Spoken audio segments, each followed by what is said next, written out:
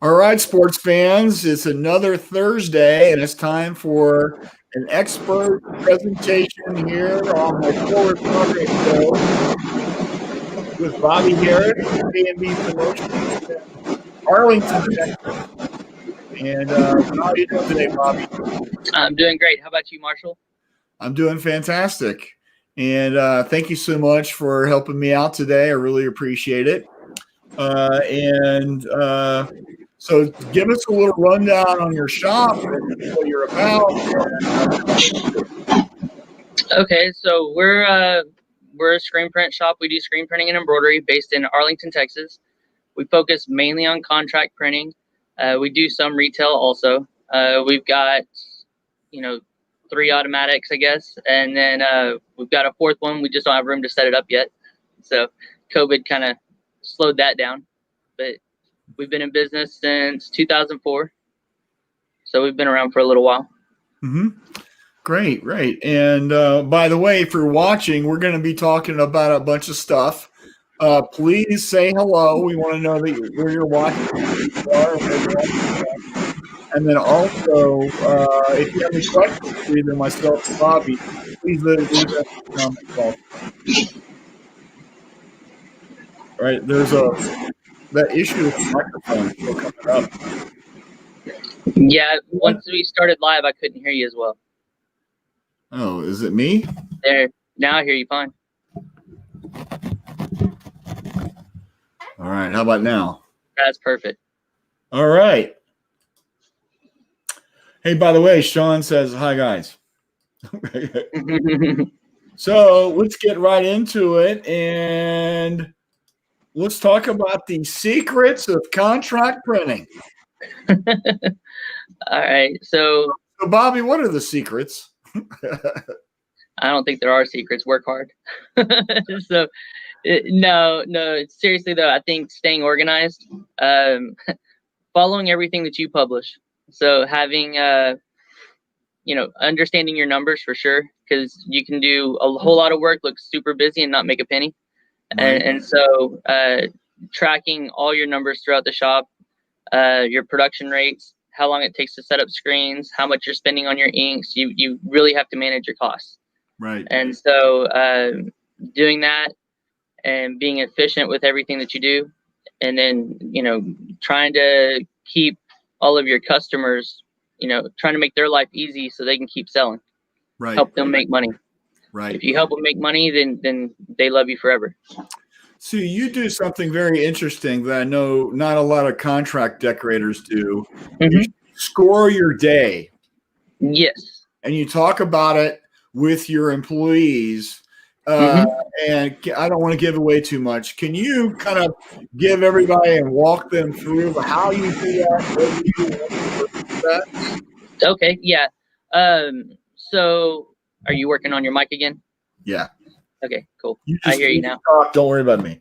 All right. So whenever on our daily schedule, we assign points to every order that we're running for the day. And we have a certain number of points that we have to achieve every day. And I basically base the points off of our gross profit. So that way I can tell daily, depending on the type of jobs that we're running, if we're making money or not. And our whole team knows what we have to make. They know what success is and then what failure is. And if we don't hit our points for a day, we discuss it, see why we didn't hit it. And then we go back, reevaluate it, and make sure that we get it fixed for the next day.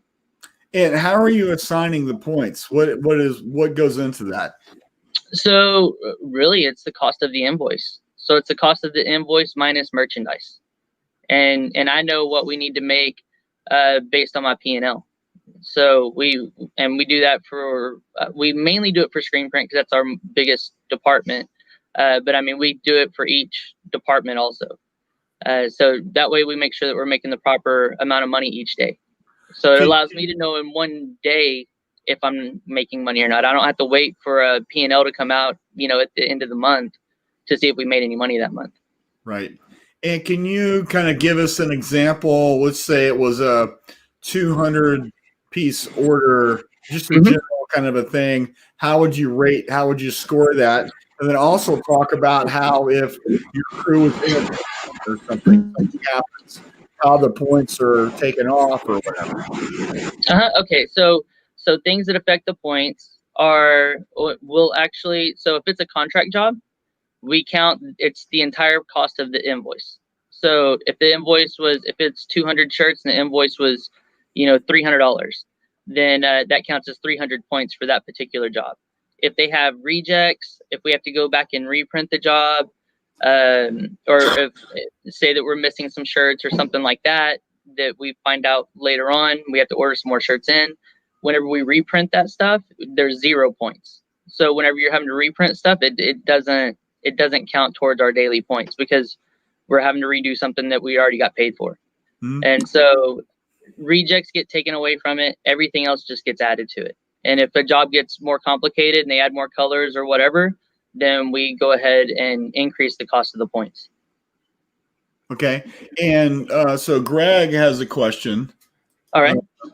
How do you assign admin overhead to your point system? I do that based on my P&L. So I look at what I average, like for last year. I look at what I average. Well, I actually do it monthly.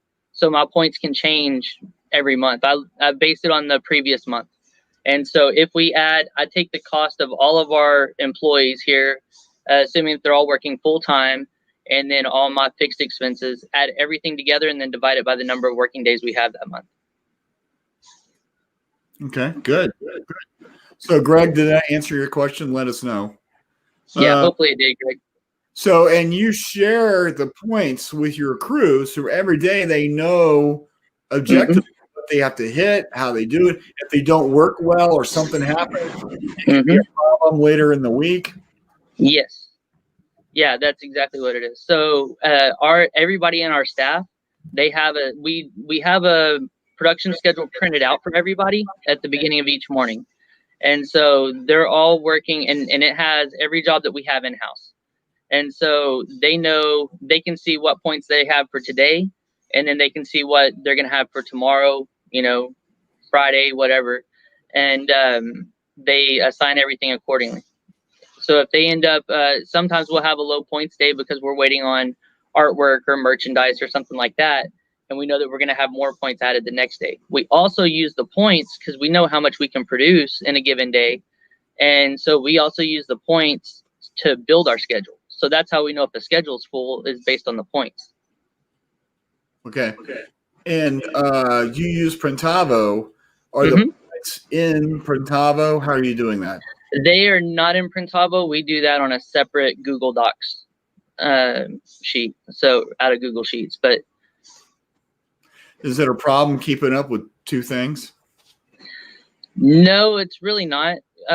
Sometimes we'll put the notes, or we'll put it as a task in Printavo, and we'll put the amount of points on there. So whenever they click on the order, they can see what it is. But it's really not a big deal because we have Printavo match up. Like our Printavo calendar matches up exactly to our daily schedules. Okay. All right. And so who's assigning the points? Is it an automatic thing? Is it you? Yeah, at first I used to do it. Now we have Mercedes. She's kind of running the day-to-day stuff for the company, and she builds the schedule and she adds the points. Okay. So the noise is coming from my cord that's plugged into the microphone. Oh, okay. I'm going to have to hold it. What a pain in the butt this is going to be. All right. Marshall, I think you can do it. All right. So more questions. Are points per hour worked, per shift worked, total shop productivity per day? Per day. Yeah, it's per day. And then we have a weekly goal, which is just the per day goal times 5. And your goals can change depending on the time of year? Yes. Okay. Great. Oh, we'll say hello to some people real quick. So Kisa's here. She went to college in Arlington. Oh, awesome. And Davis says you got it, whatever that meant. Patty, that's right. Know your numbers. What type of shop press he wants to know. Okay, we run all M&Rs. Right. And Joel's here. What's going on, Joel? He's pretending he's Tanya. And what about your pre-press? Pre-press, as far as getting screens. Talk about your imaging system. Yeah, so we have that's another part of, a secret to contract printing is, standardizing everything. So taking all of the guesswork out of everything. So for pre-press, we have a Unicoat to coat all of our screens, so someone can come in on their first day and coat the same as someone has 20 years experience. And then we have an iImage with a tri-lock system or tri-sync system for our presses. Right. And so you're all about standards and about eliminating variables. Yes. So how does that help with contract printing versus if you're just doing retail, really kind of dialing in? Yeah, I think the big difference is with retail, you're making more money per, I always count the dollars going down the dryer, right? Because that's how you're making the money. So it's how much money you can make going through that dryer. If you're running retail work, you may be doing $5 per imprint going down the dryer. With contract work, you might be doing less than $1. And so with contract work, you just have to move so much more volume. It requires you to standardize everything. If you're doing all retail work, like for us, if we're doing retail work, our points for the effort put into it is actually a whole lot higher. But we spend more time on the front end with our sales process. So I think that if you're doing all retail work, you don't have to be as streamlined on your press for it to be profitable for the company. But you probably have better processes as far as sales and marketing. I'm doing some triage on my mic cord.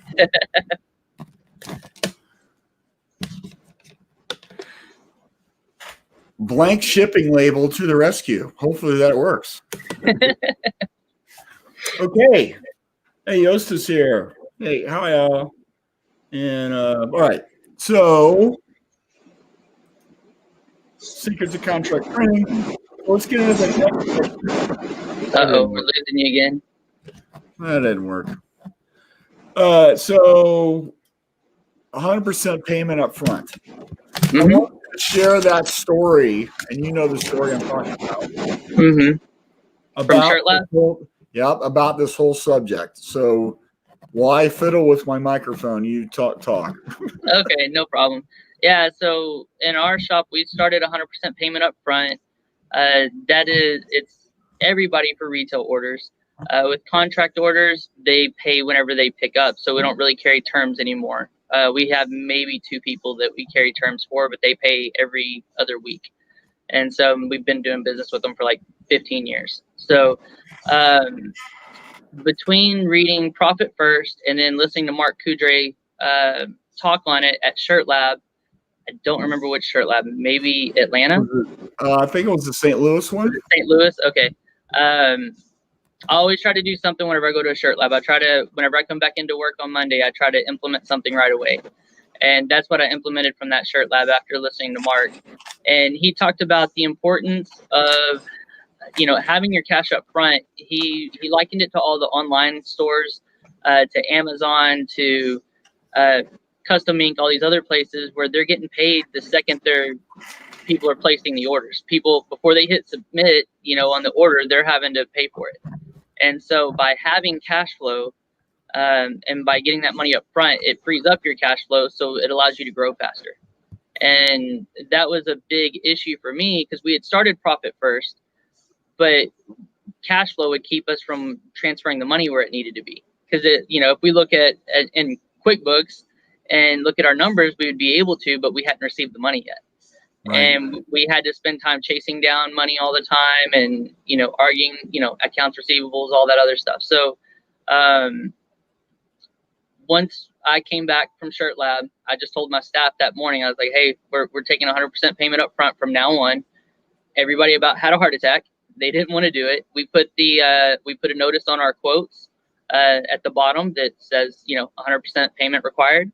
Before we start processing your order, and we explained it to everybody nicely, and then we posted signs up in our showroom, And, we had some people question it, but we also had people say, they're like, I can't believe that you've gone this long without doing it. And so what it allowed me to do is be able to follow profit first properly. And so we no longer use it sometimes and sometimes don't because of cash flow. Right. And it also eliminated, like, whenever we'd be in our busy times, I hated it because we'd be busy. So it looks like we should have a ton of money, but we were spending so much money to make everything happen that we would be cash poor. So we could look at our numbers and we'd be fine, but what was in the bank for our cash flow just wasn't there. And then we'd slow down and then all the cash would come in. And so, I never liked that. And doing the 100% payment up front, it fixes that problem. And for people that say that they're afraid to do it or that their customers won't do it, one, I would say, have you tried it? And then two, I would say, is that the right customer for you then? Because if that customer walks out, they're probably a pain to deal with. Let another shop deal with them. Right. So we're not a charity. We're here to make money. I mean, we try to offer as much value as we can. So we're not just money hungry, but we deserve to get paid for our work. Right. And so did you have any of your customers revolt on you? I had a couple of grunts, where you have kind of an abrasive customer, and they'll mutter something and do it, but I may have had, I don't think I've lost any customers from it. So no, I mean, we've had some people that weren't happy to begin with, but overall, no one walked out from it. And then now those same people, because we've been doing it for well over a year now, and those same people now they just do it. Like they know it. So it's zero issue now. And it's because this is just how we're doing things. It's the rules. Yes. Yep. That's it. And we have it stated too. So having it in writing, I think, is key, as opposed to just saying it. Right. And for somebody that's watching right now, he goes, I can't do 100% payment up front. My customers won't go for it. What do you have to say for that? I'd say, how happy are you with your cash flow, with your current cash flow situation? And how much time do you spend? Because, I mean, it freed up our time in the office to do other things because we weren't having to chase down money anymore. Right. And you spend this time building relationships with customers, and then you spend time chasing them for money. And that becomes awkward on your relationship. Whenever it goes into culture, which we'll talk about later. But whenever people know what your expectations are, that there's clarity there. And that just makes life so much easier. Mm-hmm. And a lot of people respect that because they know that you respect yourself, enough to be able to do it. Right. Right. So got some good comments here. Greg says contract is all about throughput. Actually, it's all you have to have and use SOPs for everything. And glad to hear you took the Shirt Lab, St. Louis Shirt Lab talk seriously. Stop being a bank. Exactly. Yep. Ron says, hi, Bobby. What's up, Ron? We use Swipe Simple by credit card company called Beyond. Everyone prepays online. Perfect. That's perfect.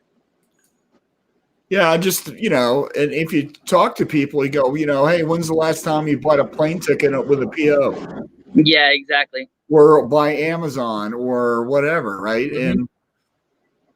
And, Well, and that's what I say too. I'm like, okay, well, we're competing for your work against all these online companies. And so if you order from them, when do you have to pay? Like, how do schools use, we'll say, custom ink? They still pay. Yeah, upfront. Yeah, and we haven't had issues with our schools either. And so once they do it, I mean, it hasn't been an issue. Right. We get the awkwardness out right up front. So once we do it that first time, they just know how we operate. Right. Cool. All right. So next up, shop culture. I know this is really important with you. We've had, how many discussions about shop culture do you think we've had over the years? Like 500? Yeah, I'd say so, at least. So, yeah, shop culture is something I've struggled with, to where I thought that we had, decent culture, but I kept turning through people. And so my goal is to be able to keep a staff here that stays here longer, than a year, And so we're not having to retrain all the time, and we have a core staff that we can depend on. And so I think that creating proper processes and creating accountability and having clear communication, and then also defining what your core values are as a company and making sure that you're hiring based on your core values, not just filling a position, which I think that's what I've always been guilty of. I'm like, if you show up and if I'm looking for a press operator and you can run a press, and I've got all these jobs that I'm behind on, I'm working day and night right now to try to get it done, and my whole staff is tired. And if you know how to run a press, come in here and start running. And that's what I'd hire them for, but they didn't necessarily fit with our shop. And then so what happens is, yes, it's a temporary Band-Aid because they're able to help knock out some orders right then, but then we end up spending all of our time dealing with the issues because we have different values. And so how are you getting this across to them? Do you have meetings, employee handbook? What are you doing? So we do have an employee handbook, thanks to you. So we have an employee handbook. We have started using Traction. So I read the book Traction, last year sometime, and we've slowly started implementing it. Over the last few months, we really started getting into it. And so we have our leadership team. We discuss the culture, and then we have an accountability chart that's drawn out so everybody knows what everybody's responsible for. And then what that allows us to do is through our weekly meetings, our level 10 meetings, we can address issues right away. And if it's an issue with an employee, we're able to identify it, and then we're able to go and address it with that employee right away. Mm-hmm. and explain to them what's right and what's wrong, and then what course of action they need to take to correct it. Right. And so it tends to weed people out that don't need to be there, and it tends to straighten out the people that truly do want to be there. So if one of your employees is slipping up, or you got to throw some accountability discipline at them, mm-hmm. What's your process for that? And I know the answer because I helped you do it, but I want you to tell people what you do. Okay, so if we have an issue, we end up doing a record of meeting, and in the record of meeting, we type out everything that we're having issues with, and then we type out what's expected from this point forward, and then we set up another date to meet and reevaluate it. Right. And so we do that, and by the time we do that 3 times, most of the time, if they don't want to be here, they'll be gone. So right. You don't really have to fire people too much. So they self-terminate. Yes, either that or they self-correct. I've had people that I thought were gonna, self-terminate, and they went the complete other way. And they're like, "No, I've been going through this, and this has changed. You're absolutely right. I know better, and I'll change it right now." Right. They just need the infrastructure. Mm-hmm. Well, if we all keep letting it slide and everybody's not saying anything because they don't want to create negativity in the work environment, then people start whispering, to each other about it. And so everybody kind of knows, and it's that elephant in the room that no one's talking about.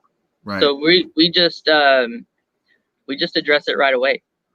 And we even have signs that are posted. I'm wondering if I have one right here because I don't have it memorized. But it's basically about having the caring enough to confront is what it's called. And so it's talking about how to confront people whenever you have an issue with them. So if they're not doing something right, we're not doing it to be mean. We're doing it to build the strongest team possible. Right. And if we let one person slack and not carry their weight, then it's not fair to the rest of the team.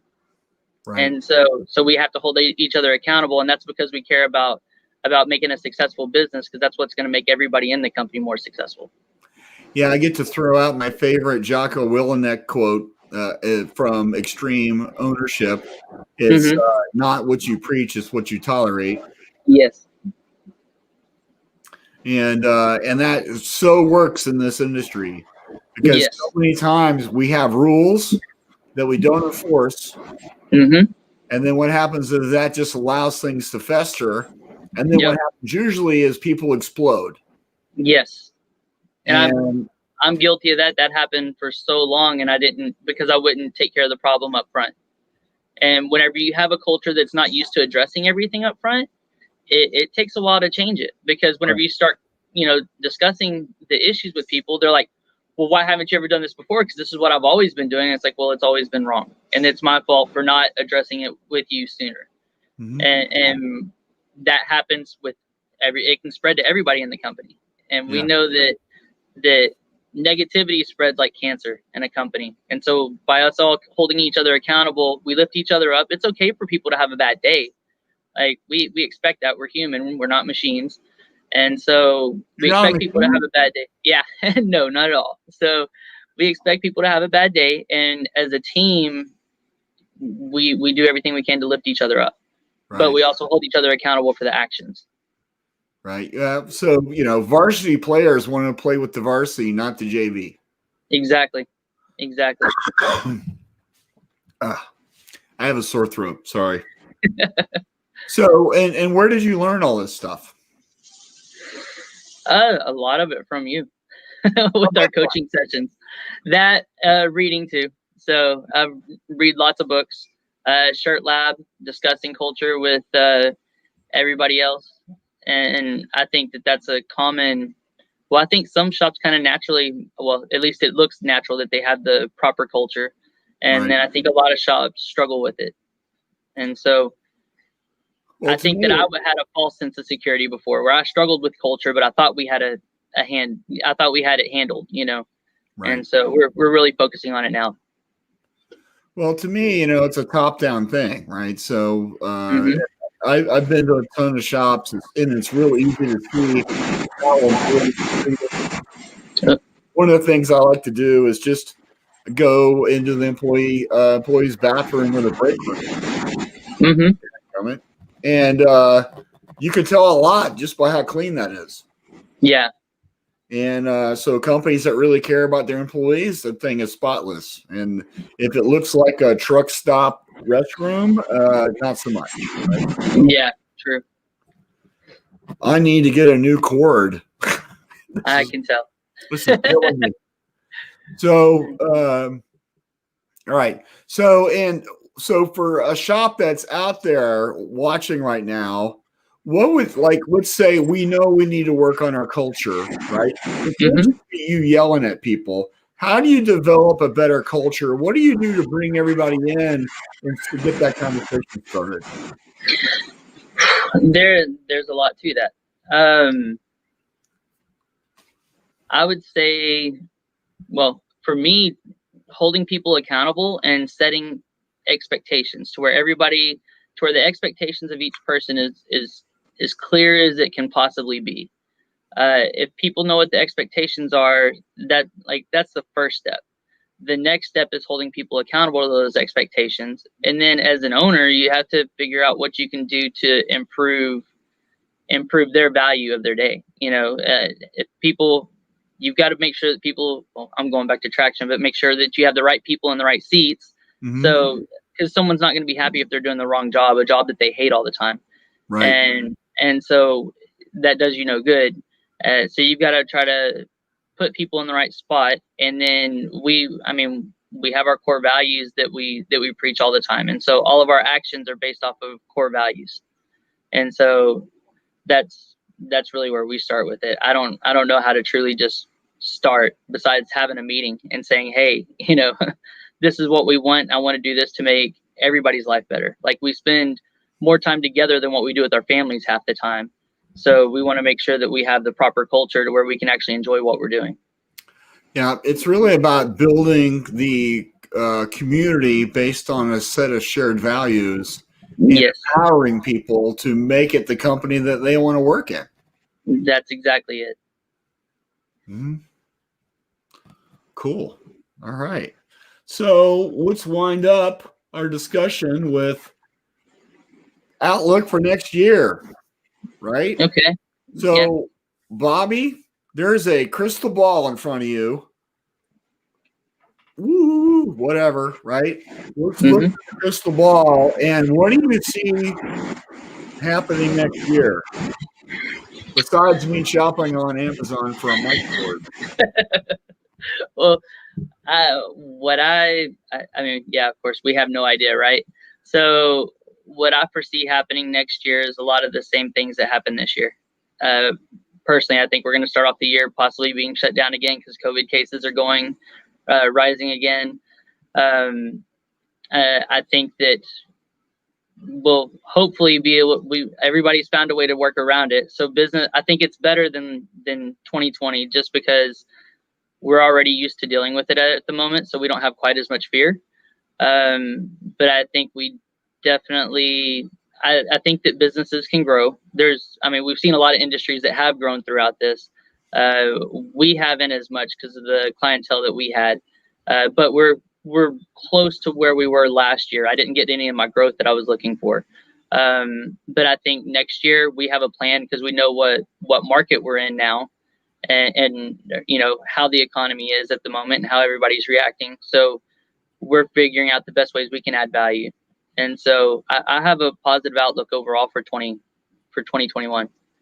I think that we I'm planning on it being like 2020 was. And it's like, okay, so what could I have done better for 2020 to make it more productive? Okay, so are there specific things that you're doing in your shop to build new customers or reactivate older ones? Mm-hmm. Yes, we are. We're reaching out to new customers more now than what we were before. We're trying to figure out, we're refining processes better, and we're looking at different ways that we can add more value. So one of the things that we haven't done in our shop is done fulfillment, because it's a lot to organize and keep track of. But I think that those are the orders now that are still growing because everybody's working from home. And so I think offering fulfillment is a way for us to add more value to our customers, even though I don't necessarily want to do it.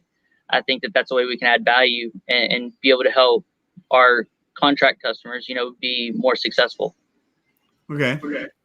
And so have you done some work on building that out yet?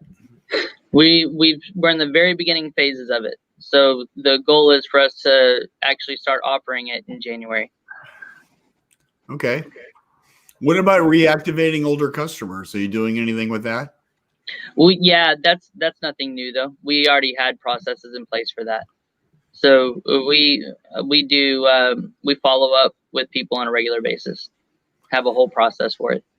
And what is the process? We end up, so first thing we end up doing is we look at all of our customers' buying patterns. So this is for retail and for contract customers we deal with on a regular basis though. But on our retail, we see when they buy, what their buying patterns are, what they're doing it for, if it's for an event, if they do something at a certain time of year. And then we go through and we use HubSpot. And so we'll schedule when we're going to follow up with that person according to what their normal buying patterns are. And then we try to see what we can do to add value to that customer. So if we're calling and it's the fall, of course we're asking if they want to do hoodies. Maybe they didn't do hoodies last year, and we're like, hey, you could do that. And so we try to do little things to add value. Right. And with contract customers, we'll call and check on them, see how their business is. We're really trying. What we're working on right now, we're still in the brainstorming phase, but we're trying to figure out what we can do to add more value and give people more ideas on how to grow their businesses during this time. Right. So, and what do you think about what's going on with the whole print on demand, with the digital, all that kind of stuff? Mm-hmm. I think that we're going to see a big boom in it because that's kind of what everything is going to. So I'm definitely looking into it. I don't know that I want to make that big of an investment at the moment because I don't think that one, $50,000 printer is going to do it. But you're going to have a completely automated system. So it's for us looking at going into that. It's how do we automate the system to where we can make profit printing one shirt with one design, packing it and shipping it out. But I think if you have that nailed down, I think that you can be really successful. Mm-hmm. Cool. All right. Anybody watching, you guys have a question for Bobby or me, please throw it in there. We'd love to answer your questions or help you with anything. So what do you think your biggest challenges are going to be next year, Bobby? I think it's my biggest worry is actually dealing with COVID. I mean, it's wondering, we haven't had any cases in our shop from anybody here. And so it's wondering what's going to happen when that happens. So, because I don't want it to disrupt our workflow. Because, I mean, all we're doing is, we're trying to keep our promises. So every time we have an order in-house, we have to hit those deadlines. Right. And we can't do that if the whole shop gets shut down because of COVID. Right. And so, if people are sick, or if it goes from one person to the next, and people are having to quarantine because they've been around each other, like, that's my biggest fear. I think everything else, we're still growing and pushing forward. So I think that everything's fine. I just, that's my biggest fear, is trying to figure out the proper way to navigate that. Because I think it's a wave that we can't get away from.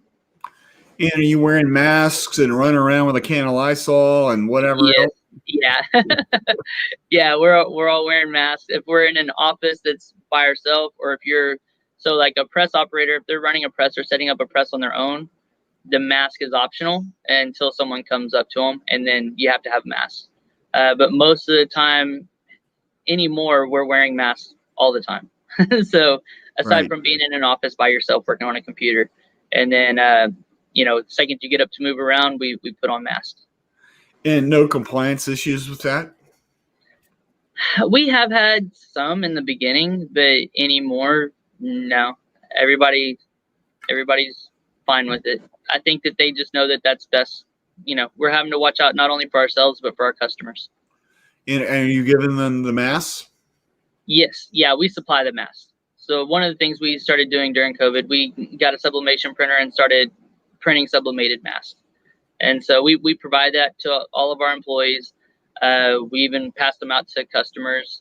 We also do custom printing for customers with it, of course. But yeah, so we provide them with all the masks. They can wear their own mask too. If they don't like what we're providing, they can wear their own. And then, of course, we try to give them new masks, at least once a month. We'll give them a handful and try to do fun designs and just make it to where, sometimes it'll match shirts that we've printed. Other times it'll be, we had Halloween masks last month. So, we're making Christmas masks right now.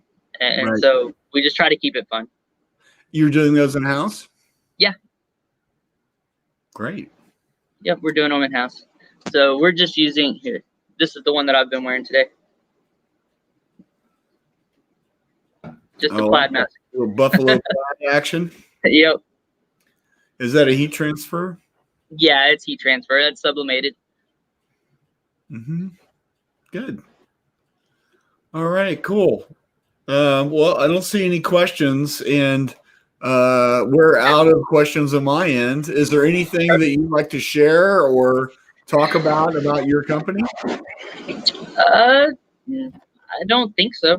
I mean, we're just trying to we're one of our mottos for our company is just try to be 1% better tomorrow than what we were today. And so continuous betterment is our motto, and we're just trying to add value. So that's our whole focus. Yeah. And go ahead. So before the show today, we're talking about how many shirt labs you've been to. So you've been to 3 of these live events. Yes. So somebody hasn't been to one. What would you say to them? I'd say you're missing out. So as a shop owner, the meeting everybody and being able to talk to people that you can actually relate with is amazing. And then not only that, you have great speakers, and you have the opportunity to not just watch the people speak, but you have the opportunity to hang out with them and talk to them one-on-one. So just like, well, I don't think Greg was a speaker, but I got to meet with him over, his shop because, with Mind's Eye, he's done a lot of training and everything for people since I've been in the business. And I got to talk to him about his payment process whenever I was looking at changing everything to 100% payment upfront. Right. And so got to see what Greg was doing because I've always looked at him for, standardizing and I've always looked up to him. And I was able to sit and talk with him about that whenever I've seen him, in different forums and, magazines and everything else, his articles. And seeing that and then being able to sit next to him and then discuss the same things with him is really cool. Same thing with you, with meeting Mark. Same with Ryan from Ryan Moore, and so it's a really cool time, and you get to learn a lot, and then you come back super energized. And Right. the hardest thing I think is trying to figure out what you want to implement, because you have a ton of things that you can implement in your shop by the time you come back. I'll have a list of 20 things every single time, and it's like, which one am I starting on first? And then Right. I worked through as many of them as I could until I went to the next shirt lab. Right. Great. Awesome. All right. Well, hey, thank you so much for your time today, Bobby. I really appreciate you. Oh, thank you. Hey, everyone watching. Thank you so much. And join me tomorrow with Alan Howe for a Q&A. And check you out then. By then, hopefully All right. Take care, everyone. All right. Thanks, Marshall. Hey, Bye. don't go anywhere, Bobby. Okay.